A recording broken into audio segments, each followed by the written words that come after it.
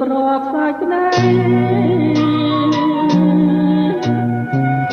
ដឹងហើយហឫទ័យរៀមសែនកងអូនបានប្រាប់បង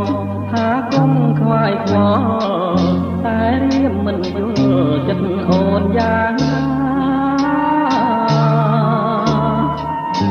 តែមេឃ